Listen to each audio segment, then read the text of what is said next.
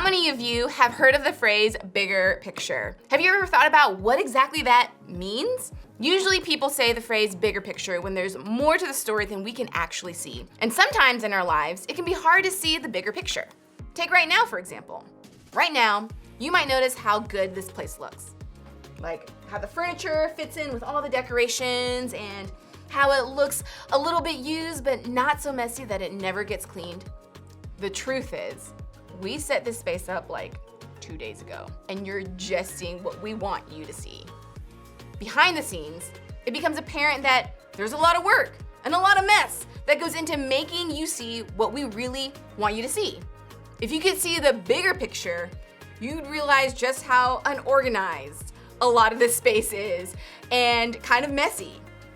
It's not so picture perfect when you can see everything. When it comes to so many things in our lives, we have a tendency to focus on only one small part of what's happening. We don't always pay attention to what's going on behind the scenes. We tend to look at just one circumstance or one event or one detail and think about the way it's impacting us right now. And when we do that, we miss out on everything else that's happening around us. There's so much more we may not yet see. We're missing the bigger picture. I think this happens in a lot of areas of our lives, but the one we're gonna talk about today is our families. I know all of our families may be different from each other, but I think no matter what, we can all agree on this.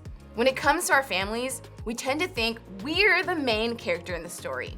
Think about it. We'd rather have everyone else on our schedule of staying up late and sleeping in. We'd love it if family meals could have only the things we like to eat, like mac and cheese and pizza and cupcakes and ice cream and candy, and not things like broccoli and Brussels sprouts and fish and, did I say Brussels sprouts? I really don't like Brussels sprouts, right? We don't think twice when asking our parents to spend money on things like games and sneakers and concert tickets because those are things we want. Basically, without even realizing it, our actions say to our families that we want them to focus first on how we feel, what we need, and what they can do to make life look the way we want it to look.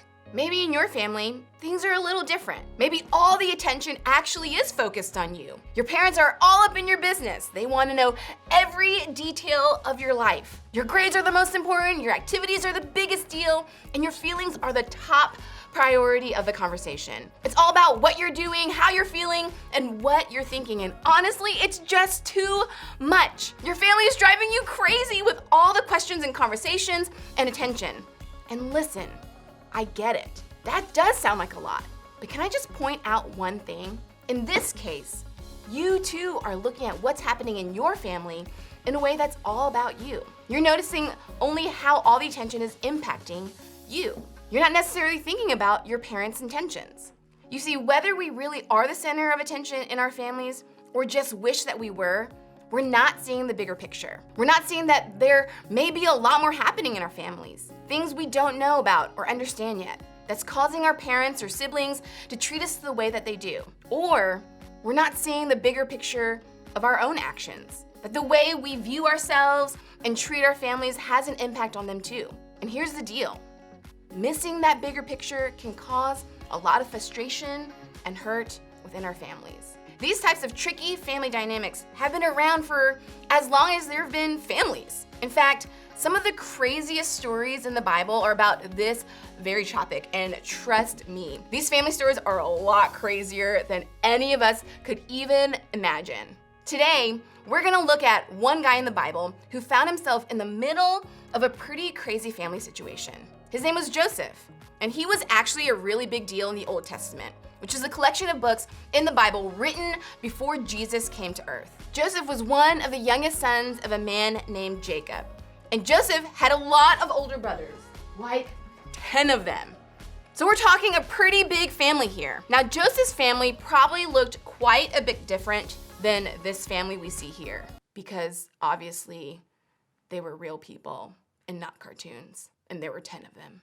But one thing that's true about all families, both back then and now, is that the relationships in them can be tricky. So that being said, let's take a look at what made some of the relationships in Joseph's family so tricky.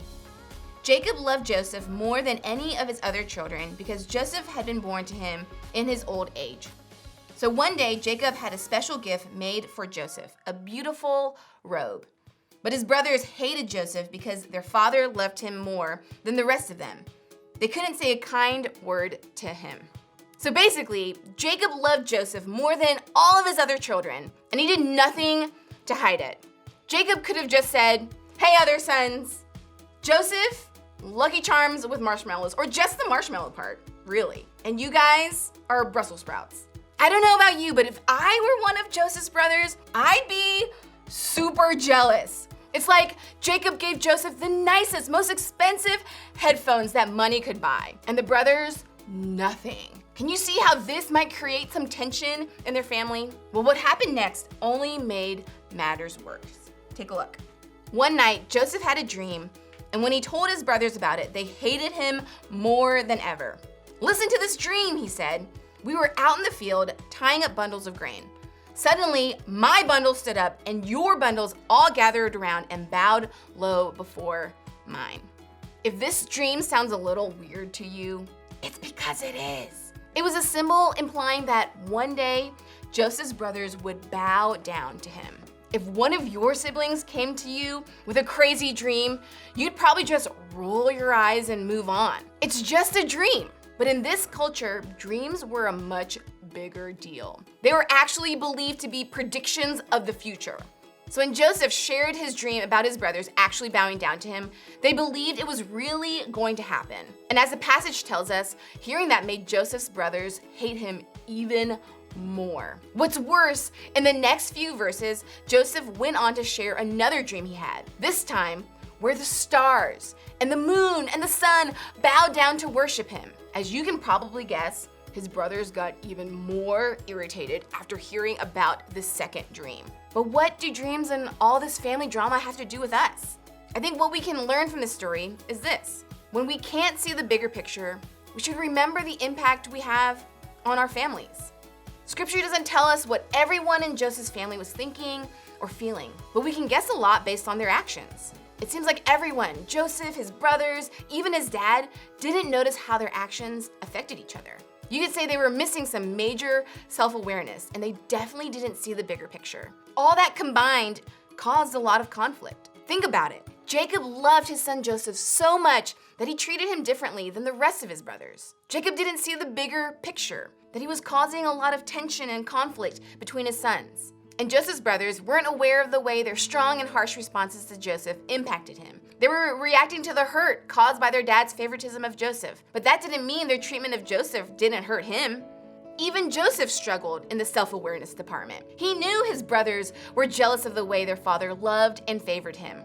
But still, Joseph came to them with not just one, but two dreams about how great he would be one day. He didn't see the bigger picture of how sharing those things might hurt his brothers even more.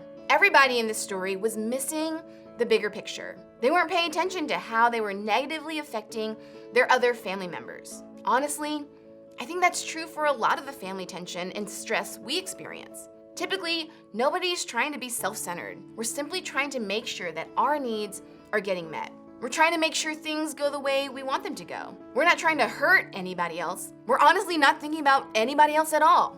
But that's the problem. When we only think about ourselves, we miss the bigger picture. We miss the way our actions impact others. Maybe you feel like everyone else in your family isn't paying attention to how their actions impact you. Maybe your mom lied about something, or your dad left, or one of your siblings has hurt you repeatedly and without consequence. To you, I'd say this.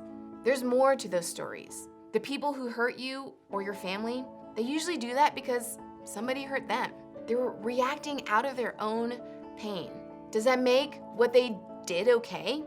Absolutely not. And I really encourage you to talk to someone you trust if you're being mistreated or harmed in some way. But it can help us see the bigger picture when it comes to the way we feel about them. Here's the point. When you can't see the bigger picture, remember the impact you have on your family. So many of us are hyper aware of the way our family affects us, but we're rarely aware of how we affect them. That's what happened with Joseph's story. And look how that turned out. Not so great. Everybody was upset. And as you'll see in later weeks, things got worse and worse before they got better. Instead of letting this be the story of our own families, we can flip the way we see what's happening. We can work on becoming more aware of how our words, actions, and behaviors impact our families. When you can't see the bigger picture, remember the impact you have on your family. So what does this actually look like? How do we start seeing the bigger picture when it comes to how our actions impact our families? First, be aware. I think we have to work on developing an accurate view of ourselves. We have to be aware of how our actions impact others. Start by asking yourself, how's the way I'm acting affecting my family? How can I put my family first? What do I need to give up or put aside to serve my family? How can I show up and love my family? What can I do to put my family needs before my own? Paying attention to how our actions affect others is hard. It's not always easy for us to see the way we're impacting other people. If you aren't sure, ask someone close to you for honest help. A small group leader, a parent, a friend, a sibling. Go to someone who knows you well and will speak the truth in love. Ask them to help you see something in yourself that maybe you can't see on your own. Second, take a step. Take one step to change that thing in yourself or to be more aware of the way it impacts others. Then choose a different response. Maybe you always speak harshly to your younger sibling, so you need to practice recognizing and correcting that tone. Maybe you leave your clothes or dishes or school stuff around the house for your parents to clean up, so you need to practice better awareness to pick up after yourself. Or maybe you need to control your temper instead of blowing up at your family when you're tired or frustrated or mad or hungry. Whatever it is, pause and think about how you're affecting others. Look at how you're impacting the bigger picture and make a move to change it for the better. Remember, when you can't see the bigger picture, remember the impact you have on your family. As you head out, I want you to think about this question. What's one way I might be causing conflict or tension in my family?